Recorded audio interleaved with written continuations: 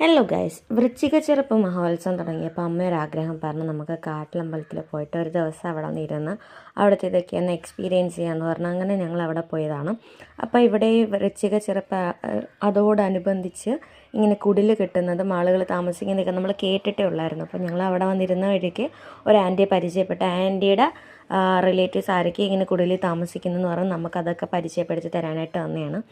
ആദ്യമായിട്ട് ഞാൻ അങ്ങനെയൊക്കെ കാണുന്നത്. അപ്പം കുടിൽ മുമ്പേ തന്നെ നമുക്ക് ഈ ചീട്ടൊക്കെ ഇട്ട് ഓരോരുത്തർക്കും ഓരോ നമ്പേഴ്സൊക്കെ കൊടുക്കുമെന്നും അത് കഴിഞ്ഞ ആളുകൾ സാധനമൊക്കെ ആയിട്ട് വന്ന് അവിടെ അങ്ങ് താമസിച്ചാൽ മതി എന്നാണ് പറഞ്ഞത്. അപ്പം സത്യം പറഞ്ഞ വേറൊരു എക്സ്പീരിയൻസ് തന്നെയായിരിക്കും അവിടെ അത് നിൽക്കുമ്പം.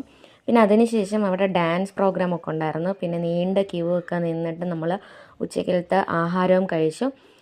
അത് കഴിഞ്ഞ് വൈകുന്നേരം നമ്മളവിടെ കുറച്ച് നേരമായിരുന്നു. വീണ്ടും ഒന്ന് പ്രാർത്ഥിച്ചതിനൊക്കെ ശേഷം ഇറങ്ങി. അവിടെ അടുത്തൊക്കെ കടകളുണ്ട്. അവിടുന്ന് സാധനങ്ങളൊക്കെ കുറേ ഷോപ്പ് ചെയ്തതിന് ശേഷം നമ്മൾ തിരിച്ച് വീട്ടിലേക്ക് പോന്നു. അപ്പോൾ അത്രയുള്ളൂ. ചേട്ടാ, ബൈ.